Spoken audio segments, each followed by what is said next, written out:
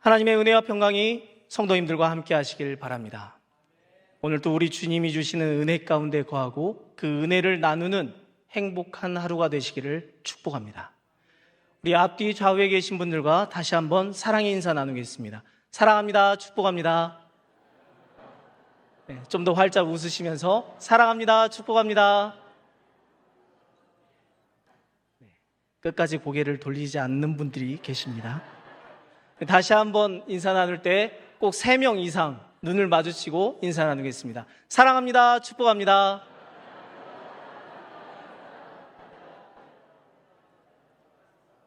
감사합니다. 우리는 방금 전 서로에게 축복합니다 라고 인사를 나누었습니다. 축복이란 복을 빌다는 뜻입니다. 그리고 복이 가득하여 만족과 기쁨을 느끼는 상태를 행복이라고 합니다. 그렇다면 우리 성도님들은 언제 행복하십니까? 저희 아이들에게 언제 행복하냐고 물어봤습니다. 초등학교 5학년인 첫째는 가족들과 함께 있을 때 행복하다 합니다. 아마도 엄마 아빠와 같이 있을 때 자기가 원하는 모든 것을 할 수 있기 때문이 아닌가 생각됩니다. 2학년인 둘째는 엄마 아빠가 안아줄 때 행복을 느낀다고 합니다. 세상을 다 가진 것 같이 행복하다고 말합니다. 그러면서 매일 안아주니까 매일매일이 행복하다라고 말합니다. 얼마나 감사한지요.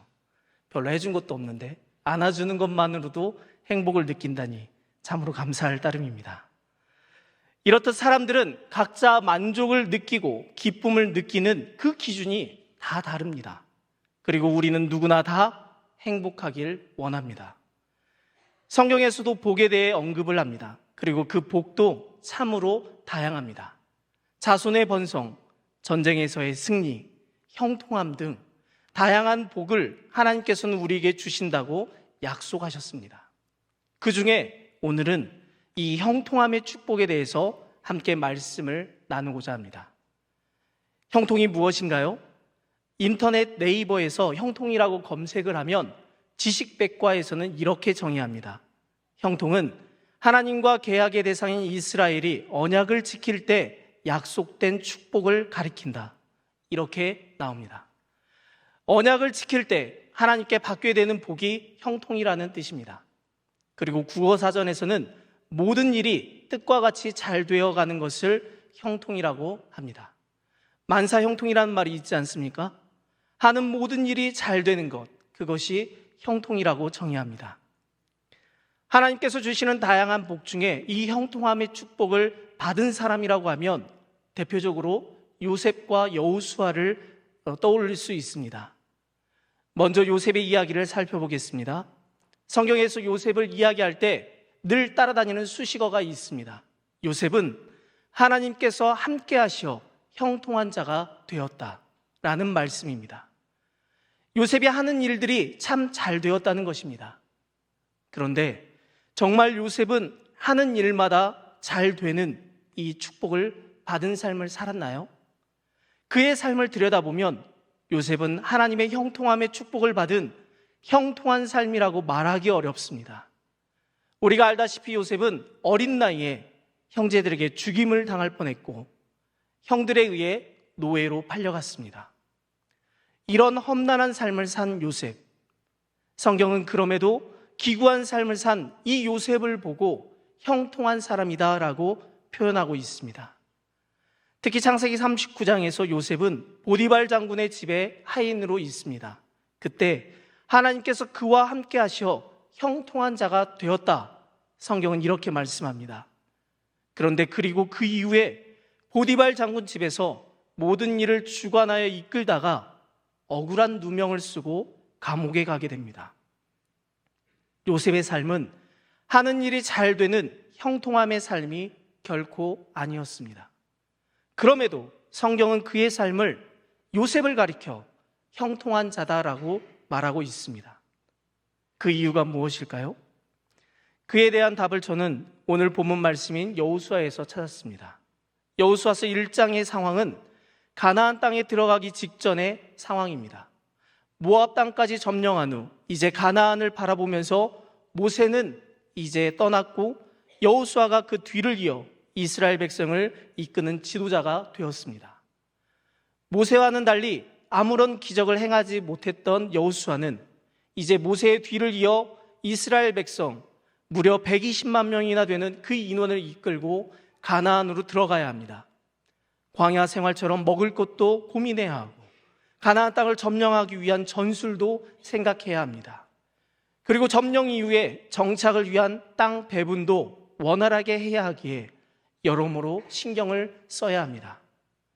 늘 모세 옆에서 모세를 보필했던 것과는 달리 이제 지도자가 되어 한순간의 판단으로 120만 명의 생명이 왔다 갔다 하는 그런 자리에 놓이게 된 것입니다. 결코 쉬운 일이 아닙니다. 그렇게 지금 여호수아는 두려워하고 있습니다. 하나님은 이렇게 두려워하는 여호수아에게 두려워하지 말라 말씀하시면서 형통할 것이다 라고 약속해 주고 있는 것입니다. 오늘 7절과 8절 말씀 우리 다시 한번 봉독하겠습니다. 오직 강하고 극히 담대하여 나의 종 모세가 내게 명령한 그 율법을 다 지켜 행하고 우로나 좌로나 치우치지 말라. 그리하면 어디로 가든지 형통하리니 이 율법책을 내 입에서 떠나지 말게 하며 주야로 그것을 묵상하여 그 안에 기록된 대로 다 지켜 행하라. 그리하면 내 길이 평탄하게 될 것이며 내가 형통하리라. 아멘. 앞으로의 일을 두려워하고 있는 여호수아에게 하나님은 형통하게 될 것이다 약속하고 있는 것입니다. 여기서 사용된 형통이라는 단어는 요셉에게 사용되었던 형통이라는 단어와 같은 원어의 어근을 갖고 있습니다. 즉, 잘 되는 것, 일이 잘 풀리는 것, 그런 형통의 의미를 가지고 있다는 것입니다. 그리고 이 형통에 대한 영어 성경의 번역을 보면 요셉에게 사용된 형통과 여호수아에게 사용된 이 형통이라는 단어가 똑같이 success라는 단어로 번역하고 있습니다. 우리가 익히 아는 성공이라는 뜻을 가진 것입니다. 그런데 이 형통이라는 단어는 잘 되는 일, 일이 잘 풀리는 것, 성공하다, 번영하다의 뜻만이 아니라 또 다른 뜻을 가지고 있습니다. 그 뜻은 바로 지혜라는 뜻입니다. 단순히 형통이 번영이나 성공, 잘 되는 것만을 의미하는 것이 아니라 지혜를 행하는 것이란 뜻도 있다는 것입니다. 사랑하는 우리 성도님들, 지혜가 무엇입니까?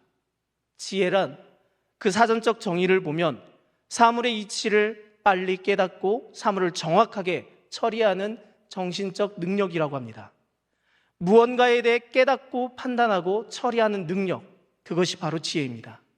그러나 성경이 말하는 지혜는 조금 다릅니다. 성경이 말하는 지혜는 무언가를 빨리 깨닫고 정확하게 처리하는 능력을 뜻하는 것이 아니라 하나님을 알아가는 것을 지혜다라고 말씀합니다. 에베소서 1장 17절 말씀입니다. 우리 주 예수 그리스도의 하나님 영광의 아버지께서 지혜와 계시의 영을 너에게 주사 하나님을 알게 하시고, 예수 그리스도와 하나님 아버지께서 지혜와 계시의 영을 우리에게 주어 우리가 하나님을 알게 된다고 말씀하고 있습니다. 즉 성경에서 말씀하는 지혜란 하나님을 아는 것, 하나님을 알아가는 것, 하나님을 알아가는 행동을 바로 지혜다라고 말하는 것입니다. 형통이 번영이나 성공의 의미가 아니라 하나님을 알아가는 그 자체, 하나님을 알아가는 행동을 성경에서는 형통이라고 표현한다는 것입니다. 이러한 관점에서 여호수아 1장 7절과 8절 말씀을 다시 해석한다면 7절 말씀입니다. 오직 강하고 극히 담대하여 나의 종 모세가 내게 명령한 그 율법을 다 지켜 행하고 우로나 좌로나 치우치지 말라. 그리하면 어디로 가든지 형통하리니. 그 율법을 다 지켜 행하고 우로나 좌로나 치우치지 않으면 여호수아 내가 어디로 가든지 하나님을 알게 되고 하나님을 알아가는 행동을 하게 된다는 것입니다. 8절 말씀입니다. 이 율법책을 내 입에서 떠나지 말게 하며 주야로 그것을 묵상하여 그 안에 기록된 대로 다 지켜 행하라. 그리하면 내 길이 평탄하게 될 것이며 내가 형통하리라. 다 지켜 행하라. 그리하면 내 길이 평탄하게 될 것이며 내가 하나님을 알아가게 된다. 내가 하나님을 알아가는 그러한 행동을 하게 된다라는 뜻으로 해석할 수 있습니다. 이것이 무슨 뜻입니까? 아무런 기적을 행하지 않은 여호수아가 모세처럼 이스라엘 백성을 이끌어야 하며 가나안에 들어가 전쟁을 치러야 하는데, 하나님은 그러한 여호수아에게 내가 앞으로 모든 일이 잘 될 것이다 이렇게 말씀하신 것이 아니라는 것입니다. 내가 앞으로 나 여호와 하나님을 알아가는 지혜의 축복이 있을 것이다 이렇게 말씀하신 것입니다. 내가 어떠한 상황 속에 있더라도, 내가 아무리 힘들고 아무리 어렵고 때로는 죽음의 문턱 앞에 있더라도 너의 중심은 나 여호와가 되어야 한다. 나 여호와를 잃지 않아야 한다. 세상을 창조한 나 여호와가 너와 함께 한다면 무엇이 두렵고 무엇이 힘들겠느냐, 이런 의미가 아니겠습니까? 사랑하는 성도님들, 가나안 땅은 어떤 곳입니까? 그곳은 하나님이 약속하신 축복의 땅입니다. 그러나 그곳은 이방신을 섬기며 우상이 가득한 그런 곳입니다. 우상이 가득한 곳, 그곳으로 이제 여호수아 이스라엘 백성들이 들어가야 하는데, 우상에 흔들리지 말며 가나안의 문화에 흔들리지 않고 오직 하나님만을 제대로 알고 하나님을 섬기는 데 집중하는 그 지혜가 너에게 있다면, 하나님께서 모세에게 행한 것처럼 능히 대적할 자가 없게 하며 떠나지 아니하며 약속한 땅을 내게 주겠다 약속의 말씀을 주신 것입니다. 마찬가지로 이 형통이라는 단어를 지혜라는 관점으로 요셉의 상황을 다시 한번 살펴보겠습니다. 요셉은 노예 생활과 감옥 생활을 했습니다. 그때마다 하나님께서는 요셉에게 하나님이 함께 하시어 형통한 자가 되었다라고 말씀합니다. 그러나 아까도 말씀드렸지만 요셉은 하나님이 주시는 이 형통함의 축복을 받았음에도 불구하고 그의 삶은 더욱 어려움 가운데 놓여지게 됩니다. 노예 생활, 감옥 생활, 성경이 비록 그를 형통한 자라고 말씀하고 있지만 요셉 자신의 삶은 조금도 잘 풀리거나 앞길이 열리지 않고 더 좋지 않은 상황 가운데 놓여지게 된다는 것입니다. 하루하루 맡은 일들이 번영했지만 그 번영은 자신의 번영이 아니라 자기 주인인 보디발 장군의 집안이 번영한 것이고, 하루하루 일이 잘 풀리는 것 같으나 억울한 누명을 쓰고 감옥에 가야 했습니다. 형통한 축복을 받았음에도 불구하고 요셉 자신의 삶은 조금도 달라지거나 좋아진 것이 없었습니다. 그럼에도 왜 성경은 그를 형통한 자라고 표현하는 것일까요? 비록 환경이 달라지진 않았지만 요셉 자신이 어떠한 상황 속에 있더라도 하나님을 버리지 않고 하나님을 원망하지 않고 하나님을 의지하며 하나님을 더 깊이 알아가는 그러한 삶을 살았기에 성경은 그러한 삶을 사는 요셉을 보고 형통한 자, 다시 말하면 하나님을 알아가는 지혜의 축복을 받은 자의 삶이라고 말씀하고 있는 것입니다. 사랑하는 우리 성도님들, 요셉이나 여호수아는 많은 어려움과 두려움 가운데 있습니다. 그러한 그들에게 하나님은 형통함의 축복을 허락하셨습니다. 그러나 그들의 삶은 조금도 좋아진 것이 전혀 없었습니다. 노예 생활, 감옥 생활, 또 언제 끝날지 모르는 전쟁 상황, 그들의 삶은 조금도 좋아진 것이 없는 삶이었습니다. 그럼에도 요셉과 여호수아는 하나님을 알아가며 하나님을 알아가는 지혜의 행동을 구하는 그러한 삶을 살았습니다. 그렇게 성경은 그들을 형통함의 축복을 받은 사람으로 말씀하고 있는 것입니다. 그렇다면 우리들의 삶은 어떻습니까? 경제적인 어려움들, 질병의 아픔들, 대인관계로 인한 마음의 상처들, 자녀 문제, 직장 문제, 끊임없는 우리들의 고난의 삶 가운데에서 성도님들은 어떠한 축복을 간구하고 있습니까? 아브라함에게 주셨던 번영의 축복, 엘리야를 통해 보여준 기름이 넘쳐나는 축복, 히스기야의 수명까지도 늘어난 장수와 건강의 축복, 우리는 어떠한 축복을 간구하고 있습니까? 그런데 중요한 것은 그 모든 복의 근원은 바로 하나님이시라는 것입니다. 하나님이 함께 하셔야 하며 하나님이 주시고 해결해 주시는 것입니다. 그렇게 우리는 복을 받기보다는 복을 주시는 하나님을 의지하며 하나님을 알아가야 합니다. 그것이 바로 요셉과 여호수아에게 주신 형통함의 축복임을 기억하시기 바랍니다. 형통함의 축복을 받았어도 우리의 삶은 달라지지 않을 것입니다. 하루아침에 질병이 치유되거나 하루아침에 경제적으로 풍족하거나 하루아침에 자녀들의 문제, 직장의 문제, 여러 문제 등이 해결되지는 않을 것입니다. 그러나 형통함의 축복을 받았다면 그러한 삶 가운데에서 우린 하나님의 뜻을 알아가게 되고 하나님을 더욱 의지하게 되며 하나님을 인정하게 됨을 믿으시기 바랍니다. 그리고 우리의 삶에서 그렇게 하나님을 알아가고 의지하며 인정하는 이 지혜의 삶을 살아갈 때 하나님이 함께 하심으로 우리의 모든 문제들이 차츰차츰 해결되어 감을 믿으시기 바랍니다. 우리의 모든 두려움과 우리의 모든 아픔, 우리의 모든 어려운 상황들을 우리 주님이 해결해 주시며 우리의 삶을 이끌어 주심을 강하게 믿으시기 바랍니다. 그러한 형통함의 축복이 우리 모두에게 임하기를 간절히 축원합니다. 그렇다면 이 형통함의 축복을 우리가 어떻게 해야 받을 수 있을까요? 하나님께서 우리에게 형통함의 축복을 더하여 주시기 위해서 어떻게 해야 할까요? 이에 대한 가장 근본적인 답을 성경은 우리에게 분명하게 제시하고 있습니다. 첫째로 우리는 우로나 좌로나 치우치지 말아야 합니다. 요호수아서 1장 7절과 8절 말씀을 우리에게 향하신 말씀으로 다시 한번 믿음으로 봉독하겠습니다. 함께 봉독합시다. 오직 강하고 극히 담대하여 나의 종 모세가 내게 명령한 그 율법을 다 지켜 행하고 우로나 좌로나 치우치지 말라.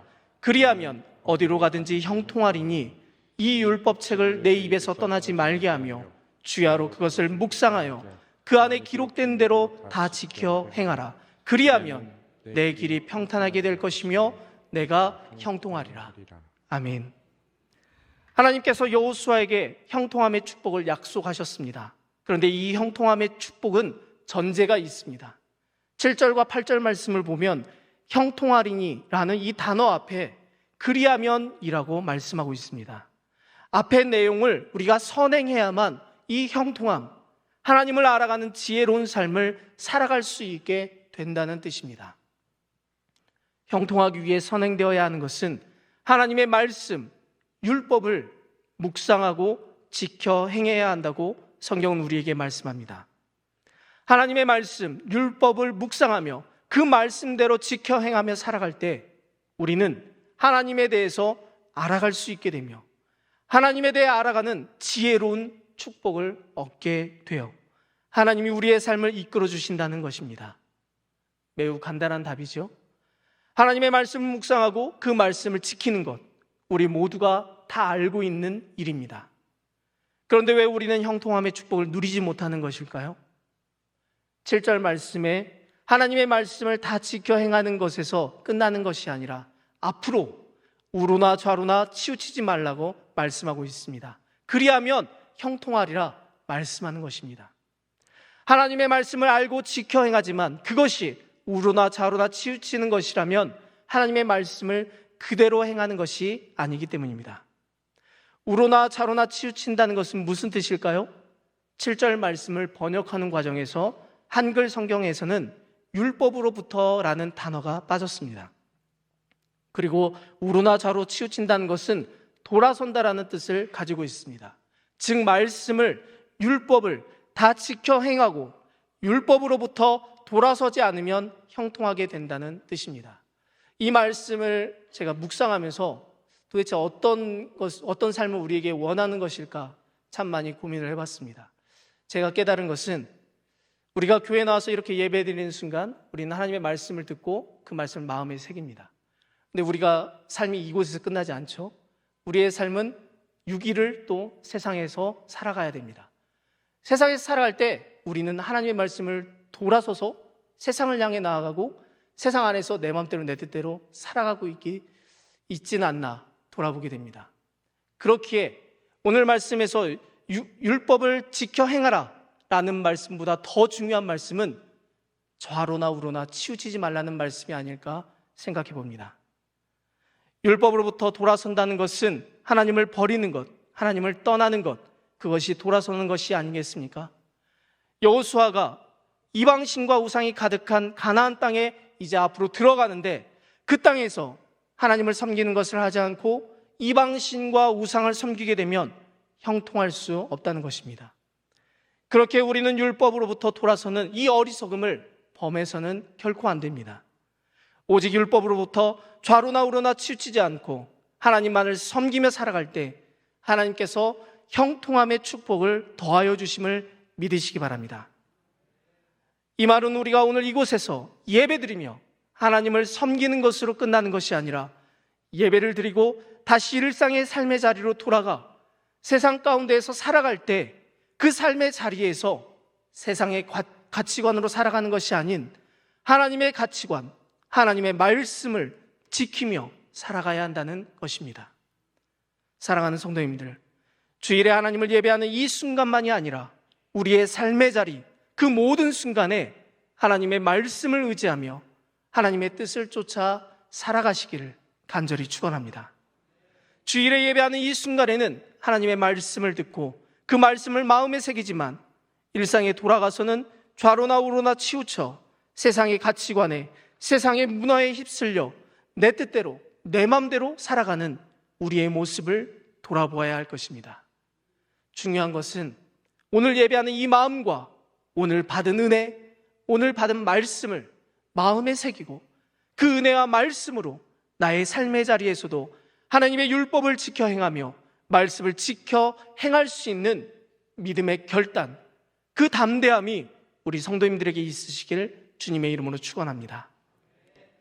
우리가 형통함의 축복을 누리기 위해서는 둘째로 우리는 하나님을 경외해야 합니다. 잠언 2장 5절 말씀입니다. 여호와 경외하기를 깨달으며 하나님을 알게 되리니. 우리가 하나님을 아는 방법, 하나님을 아는 지혜로운 삶을 사는 방법, 그것은 여호와를 경외함에 있습니다. 경외가 무엇입니까? 두렵고 존경하는 것입니다. 세상을 창조하신 하나님을 존경하며 홍해를 가르고 애굽의 정예 전차병을 몰살시킨 그 하나님을 두려워하는 것, 그것이 경외입니다. 하나님을 경외한다는 것은 하나님을 내 삶에 인정하기 때문에 하나님을 버리지 않고 하나님만을 섬기며 하나님만을 알아가는 것이며, 그것이 바로 지혜로운 삶, 형통함의 축복을 누리는 삶임을 성경은 우리에게 말씀하고 있습니다.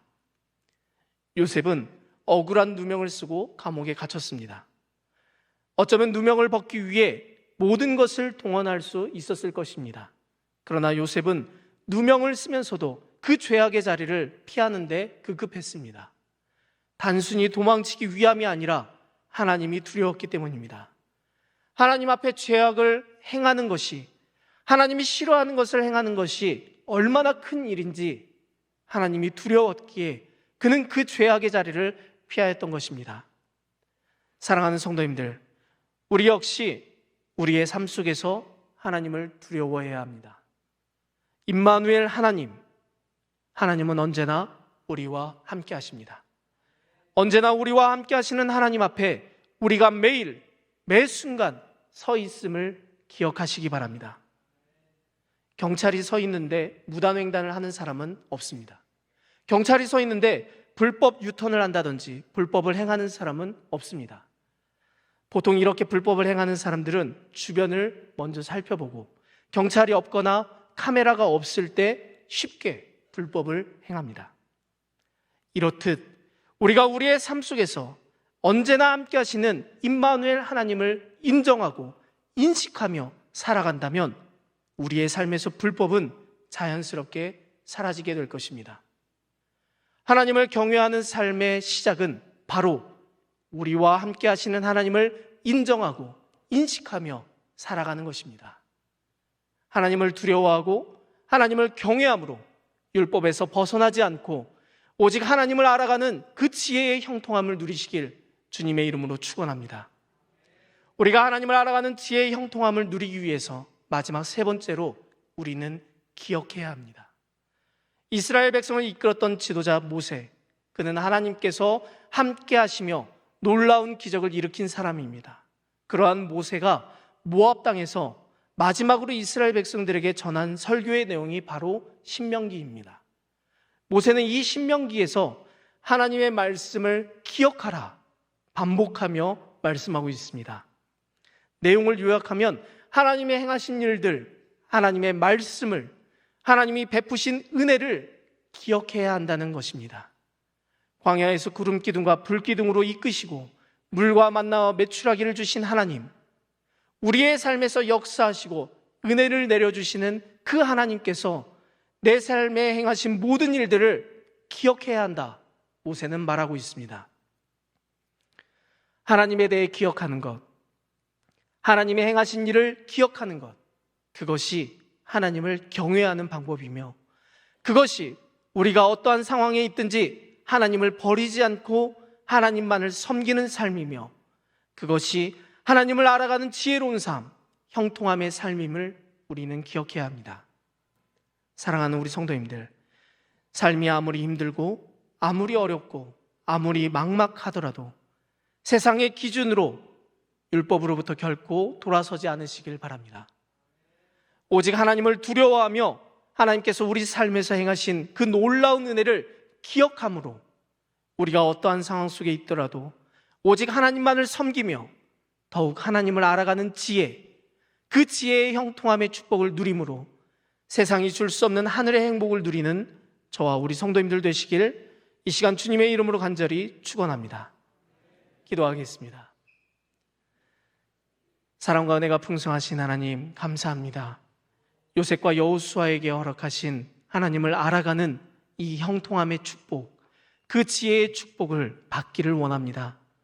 사랑하는 성도님들이, 그리고 우리 교회가 오직 하나님만을 알아가는 일을 행함으로 형통한 자들이 되길 원하오니 주님, 우리에게 지혜의 형통함을 허락하여 주옵소서. 그리고 그 형통함을 누리고 나누는 행복한 삶이 되도록 인도하여 주옵소서. 감사드리며 예수님의 이름으로 간절히 기도합니다. 아멘.